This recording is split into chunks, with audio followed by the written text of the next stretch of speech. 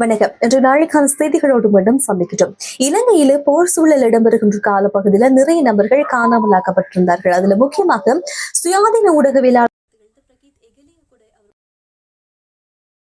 விவகாரம் இப்ப வரைக்கும் விசாரணைகள் என்பது முன்னெடுக்கப்படுகின்றது. இந்த விசாரணை தொடர்பாக அவருடைய மனைவியும் சந்தை எகிலேய கூட அவர்கள் ஒரு விஷயத்தை சொல்லியிருக்கின்றனர். அவர் சொன்ன விஷயங்கள்ல இடம்பெறுகின்ற இந்த விசாரணையில தனக்கு நம்பிக்கை இருப்பதாகவும் தற்போதைய அரசாங்கத்தின் மீதும் தனக்கு நம்பிக்கை இருப்பதாகவும் அவர் ஒரு விடயத்தை சொல்லியிருக்கிறார்.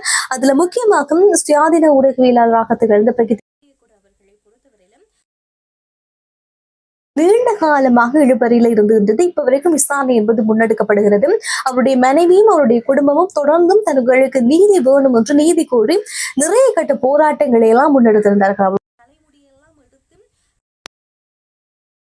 கண்டன கவன ஈர்ப்புகளையும் அவர் மேற்கொண்டு வந்திருந்தார். இந்த சூழ்நிலையில தனக்கு 2025ஆம் ஆண்டுல இருந்து இப்ப வரைக்கும் முன்னெடுக்கப்படுகின்ற விசாரணையில தனக்கு திருப்தி இருப்பதாகவும் அரசாங்கத்தின் மீது தனக்கு நம்பிக்கை இருப்பதாக சொல்லியிருக்கிறார். ஆனால் இந்த பிரகித் எகிலேய கூட அவர்களுடைய வழக்கை பொறுத்தவரையில முன்னாள் பாதுகாப்பு செயலாளராக இருந்த கோட்டாபாய ராஜபக்ச எகிலேய கூட தன்னை ஒரு முன்னாள் கடற்படை உறுப்பினராக அடையாளப்படுத்துகின்ற பிரசன்ன பேசாந்த் என்று அழைக்கக்கூடிய நபரினால் ஒரு யூடியூப் தளத்துக்கு வழங்கி இருக்கின்ற செவ்வியில சொல்லியிருந்தால் அது அந்த நேரத்துல மிகப்பெரிய அதிர்வலைகளை மிகப்பெரிய செய்திகளாக நிறைய பத்திரிகைகள்ல பிரசுரமாக இருந்தது. ஆனால் இந்த விடயம் சார்ந்து இதுவரைக்கும் தாங்கள் பார்க்கவில்லை என்ற ஒரு தெளிவுபடுத்தலையும் பிரகித் அவர்களுடைய குடும்பத்தினர் சார்பாக சொல்லியிருக்கிறார்கள். எவ்வாறாக இருந்தாலும் 2015ஆம் ஆண்டு உருவாக்கி இருந்த ஒரு விசாரணை குழு மூலமாக இப்ப வரைக்கும் விசாரணை முன்னெடுக்கப்படுகிறது. இந்த விசாரணையின் மீது எனக்கு நம்பிக்கை இருக்கிறது. இதுக்கு முதலிருந்த அரசாங்கத்திடமும் தான் பல கட்ட நீதியை பெற்றுத்தரும் என்ற நம்பிக்கை தனக்கு இருப்பதாகவும் அவர் சொல்லியிருக்கின்றார்.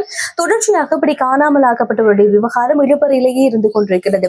தமிழ் மக்கள் இருந்து காணாமலாக்கப்பட்டவர்கள் நிறைய ஆண்டுகள் கடந்து 1000 நாட்கள் கடந்தும் இப்ப வரைக்கும் போராட்டங்களை முன்னெடுத்து வருகின்றார்கள். நிறைய கேள்விகளை எழுப்பி வருகின்றார்கள். ஆனால் அவருடைய உறவுகளுக்கு என்ன ஆனது என்பது கேள்விக்குறியாக இருக்கிறது. அதே நேரம் ஊடகவியலாளர் பிரகித் எகிலேய கூட அவர்களுடைய வழக்கம் நிறைய இடங்கள்ல கண்டனங்கள் சர்வதேச அளவில் இருந்து கூட அதுக்கான கருத்துக்களும் அதுக்கான கண்டனங்களும் வந்திருக்கின்ற சூழ்நிலையில இப்ப வரைக்கும் அந்த விசாரணை தொடர்ந்து நீண்டு செல்கின்றது என்பது முக்கியமான ஒரு விஷயமாக பார்க்கப்படுகிறது என்பதையும் நினைவுபடுத்துகின்றோம். முன்னாள் ஜனாதிபதிக்கு முக்கியமாக மஹிந்த ராஜபக்சவுக்கு வழங்கப்பட்ட பாதுகாப்பு உறுப்பினர்களுடைய எண்ணிக்கை குறைக்கப்பட்ட விவகாரம் அவர்களுடைய தரப்புல இருந்து கண்டனங்களையும் மஹிந்த ராஜபக்சவுக்கு இப்போது வரைக்கும் பயங்கரவாத அமைப்பினால் உயிர் அச்சுறுத்தல் இருக்கிறது. எப்படி நீங்கள் இந்த பாதுகாப்பு எண்ணிக்கையை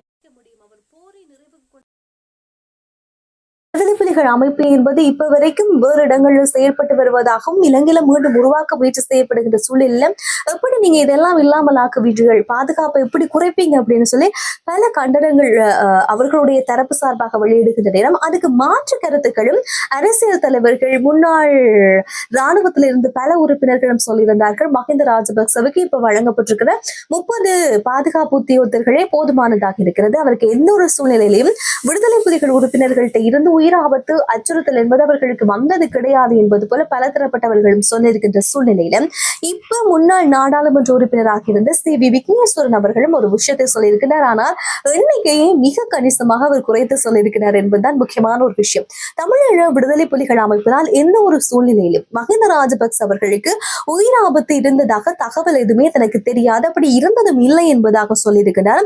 அதே நேரத்தில் அவர் கருத்து சொல்கின்ற நேரம் தமிழீழ விடுதலை புலிகள் அமைப்பு என்பது முற்றாக அழிக்கப்பட்டு விட்டதாக மஹிந்த ராஜபக்ச பதவியேற்ற நேரத்துல உத்தியோகபூர்வமாக அறிவித்திருந்தார். அப்படி இருக்கிற சூழ்நிலையில அழிக்கப்பட்ட ஒரு அமைப்பில் இருந்து எப்படி பாதுகாப்பு அச்சுறுத்தல் அவருக்கு வரும் என்பது போல கேள்வி எழுப்பி ஒருவேளை இவருடைய மெதுமலர்ந்த நண்பர்கள் இல்லாவிட்டால் அவருடைய உறவினர்கள் மூலமாக அவருக்கு பாதுகாப்பு அச்சுறுத்தல் எழுதுதோ என்னவோ தெரியவில்லை என்பதாக ஒரு கருத்தை சொல்லியிருக்கின்றார். அதே நேரத்துல எவ்வாறாக இருந்தாலும் மஹிந்த ராஜபக்சவுக்கு நன்றாக பயிற்றுவிக்கப்பட்ட ஒரு 6 பாதுகாப்பு உறுப்பினர்களே போதுமானதாக இருக்கும் என்பதாக சி.வி. விக்னேஸ்வரன் அவர்கள் கருத்து தெரிவித்திருக்கிறார். தமிழ் மக்கள் சார்பாக எட்டப்படுகின்ற அரசியல் தீர்வு என்பது தமிழ் தேசிய பரப்பில் இருக்கின்ற அத்தனை கட்சிகளுடைய இணக்கப்பாடோடு அது இருக்க வேண்டும் என்பதாக அந்த கட்சியுடைய தமிழரசு கட்சியினுடைய பொதுச் செயலாளராக பதில் பொதுச் செயலாளராக இருக்கின்ற ப சத்தியலிங்கம் அவர்கள் சொல்லியிருக்கிறார். இதுக்கு காரணமாக அமைந்தது தமிழரசு கட்சியினுடைய கொழும்பு மாவட்டத்தினுடைய தலைவராக இருக்கின்ற ரத்ன வடிவேல் வெள்ளிக்கிழமை ஒரு கடிதத்தை ப சத்தியலிங்கம் அவர்களுக்கு அனுப்பியிருந்தார். அந்த கடிதத்துல தமிழ் மக்கள் பேரவையினால தயாரிக்கப்படுகின்ற தீர்வு வரைவு திட்டம் என்பது அதுக்கு கஜேந்திரகுமார் அவர்கள் தொடர்ச்சியாக அந்த தீர்வு திட்டம் சார்ந்து முன்னெடுத்து வருகின்ற ஒவ்வொரு பேச்சுவார்த்தையும் அவரையும் அவருடைய கட்சியை முன்னிலைப்படுத்தியதாகவும் தமிழரசு கட்சியை பலவீனப்படுத்துகின்ற ஒரு செயற்பாடாக மட்டுமே அது இருப்பதாக அதை தான் அவதானிப்பதாகவும், எனவே ஸ்ரீதரனோ இல்லாவிட்டால் கட்சியில் இருக்கின்ற ஏனைய உறுப்பினர்களோ இந்த கலந்துரையாடல்ல கலந்து கொள்ளாமல் இருப்பதுதான் கட்சிக்கும் தமிழ் மக்களுக்கும் நல்லது என்று அந்த கடிதத்தில் அவர் குறிப்பிட்டு அனுப்பியிருக்கிறார். அதற்கு பதில் சொல்லுகின்ற விடயத்தில் தான் ப சத்தியலிங்கம் அவர்கள் இந்த விடயத்தை சொல்லியிருக்கிறார். தமிழர் பிரச்சனை என்று வருகின்ற நேரத்திலும் இந்த விடயம் பொதுவானது, தமிழ் தேசிய பரப்பில் இருக்கின்ற அத்தனை கட்சிக்கும் பொதுவானது. எனவே அத்தனை கட்சிகளும் ஒன்றிணைந்து செயற்பட வேண்டும். அதைத்தான் தாங்கள் தமிழ் தேசிய அரசியல் கட்சிகளுடைய உறுப்பினரை ஒருமித்து செயற்படுத்துவதற்காகத்தான் கஜேந்திரகுமார் பொன்னம்பலம் அவர்கள் தொடர்ந்தும் அந்த நடவடிக்கையில முன்னெடுத்து வருகின்றார். எனவே அந்த நடவடிக்கையை தாங்கள் வரவேற்பதாகவும் அவர் ஒரு விடயத்தை சொல்லியிருக்கிறார். எப்படி இருந்தாலும் தமிழ் மக்கள் சார்பாக எட்டப்படுகின்ற இணக்கப்பாடுகள் அத்தனையும் தமிழ் தேசிய பரப்பில் இருக்கிற அத்தனை கட்சிகளும் இணங்கி இருக்க வேண்டும் என்பதாகவும் அத்தனை பேருடைய இணக்கத்தோடு நடைபெற வேண்டும் என்ற ஒரு விடயத்தை அவர் சொல்லியிருக்கிறார். எனவே புதிதாக கொண்டு வர போகின்ற இந்த சட்ட ரீதியான விஷயங்கள்ல புதிய அரசியலமைப்பு உருவாக்குற நேரம் பழைய விடயங்கள் என்பது கண்டிப்பாக கவனிக்கப்பட வேண்டும். அதே போல ஒரு சில விஷயங்கள் புதிதாக முன்னெடுக்கப்படுகின்ற புதிதான தீர்மானங்களாகவும் இருக்கிறது. எனவே எல்லா விடயங்களையும் ஆராய்ந்ததற்கு பிற்பாடே இந்த விடயங்கள், அதாவது புதிய அரசியலமைப்பு சார்ந்திருக்கிற திருத்தங்கள் கொண்டு வரப்படும். எனவே இதிலே அத்தனை பேருடைய பங்கும் இருக்க வேண்டும் என்பதாக அந்த கடிதத்துக்கான பதிலை அவர் எழுதி அனுப்பியிருக்கிறார். எனவே மக்கள் அத்தனை பேருடைய விருப்பம், தமிழ் மக்களுடைய பிரச்சனையில தமிழ் தேசிய பரப்பில் இருக்கிற எல்லா கட்சிகளும் ஒன்றாக நிற்க வேண்டும் என்பதுதான் பொதுமக்களுடைய தமிழ் மக்களுடைய பொதுவான ஒரு மனநிலையாக இருந்து வருகின்றது. எனவே இந்த விடயம் இப்போது வெளிப்பட்டிருக்கிறது ஒரு அரசியல் கட்சி தலைவரின் பொதுச் செயலாளர் மூலமாக. எனவே இது பற்றி உங்களுடைய கருத்து எதுவாக இருக்கிறதோ அந்த கருத்தை மறக்காம கமெண்ட்ல சொல்லுங்க.